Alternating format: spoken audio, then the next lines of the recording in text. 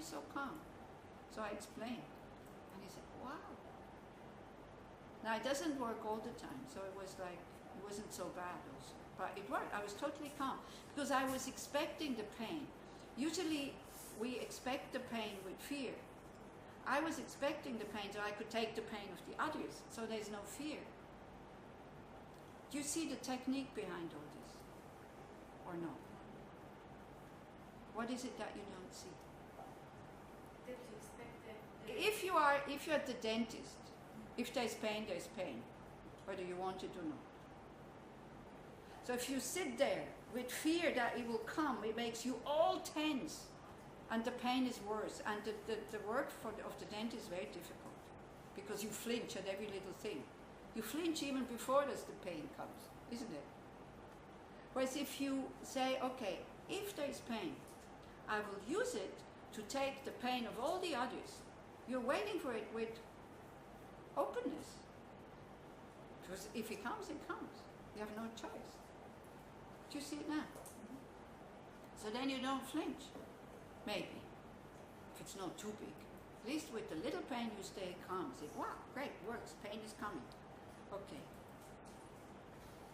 You see, the thing is, I know what I say is totally perverse.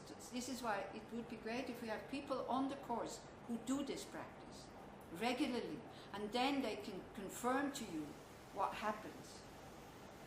You see, because what you're thinking is that if I take the pain, it will get stronger. Maybe. But if it will get stronger, it would have gotten stronger anyway, because you have to climb for the pain to get stronger. See, if our fears are not wanting to think about negative things and not taking them now, if that would keep the negative things away, we would never encounter any problems. We would never encounter any problems, isn't it? Do you see what I mean? Do you see the way I'm going, or not? You see, people say, oh, if I take the pain, then it will come. It will come because you have to climb it to come, not because you're taking away the pain of others. Then it would have come anyway at one point. So we take it now. Now it has a purpose. So you need to be able to think like that. You're not taking the suffering of anybody else if you don't have the karma to take it. Sometimes Tonglen makes you very happy, very open, very spacious. Sometimes it makes you very afraid. And then you take the fear of all the others who also are afraid. This is what I'm saying. It works well in terms of you open up, you give. If it works for you, meaning not so well, and you close up, you take. This is the technique, and you will only find out that it works if you do it. Only then. Because it decreases the self-jealousy. Self-jealousy says, no. And you say, oh, shut up. For once, just be quiet and shut up. Let's do it. Yeah?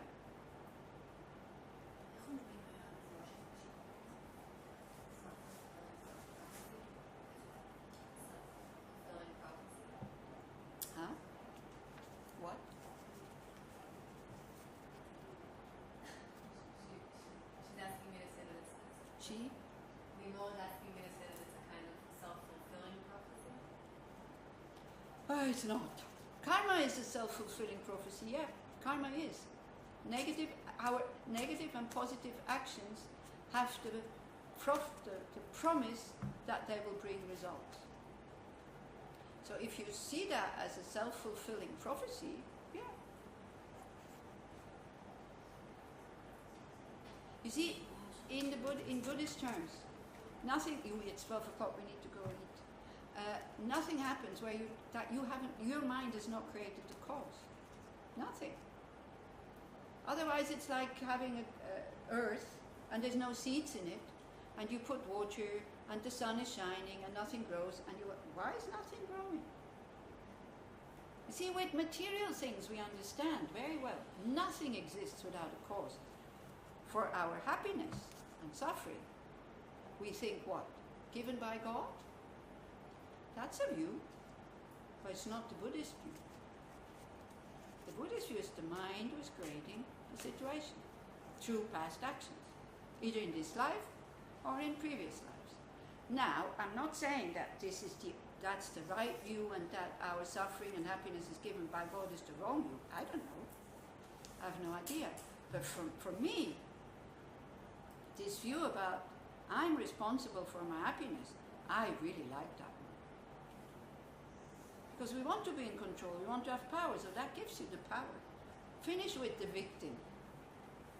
You'll never be the victim anymore. Isn't that wonderful?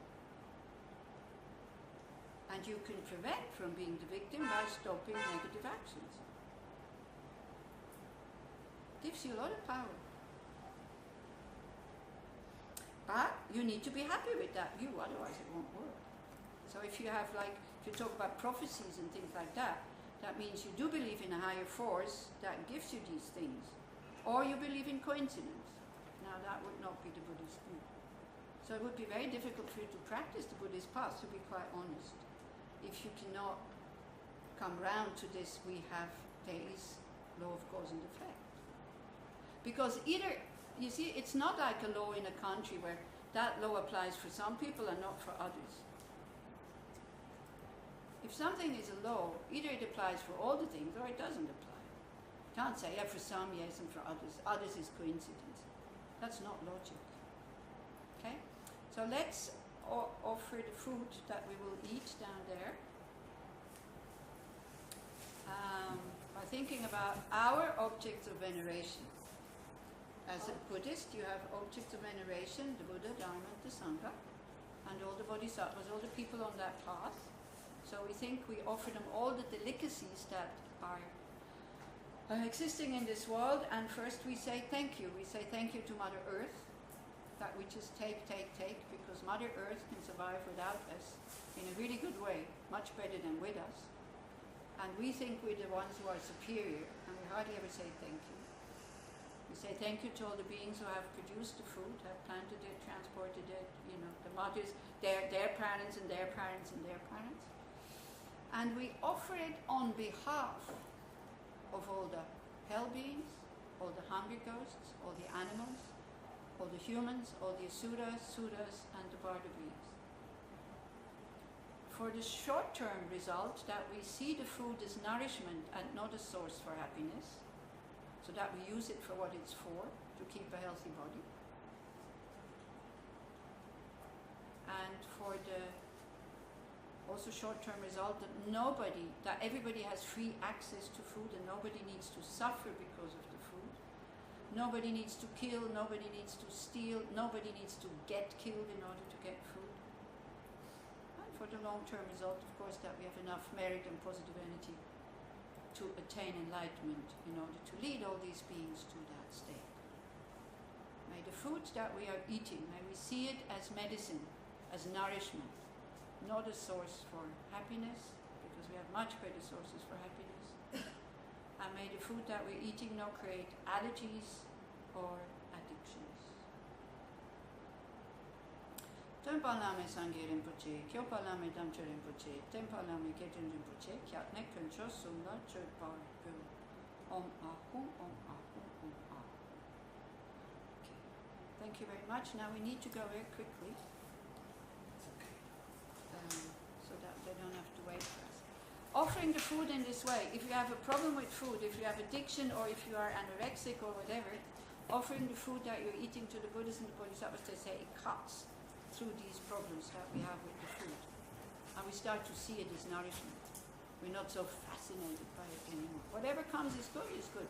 Whatever comes is not so great, it's just, for me it's not so great. That's all. Because one day we were eating down there and somebody said, oh well, the soup is really not nectar. And I said, that's not a problem with the soup, that is a problem with your mind. Okay. Bon appétit.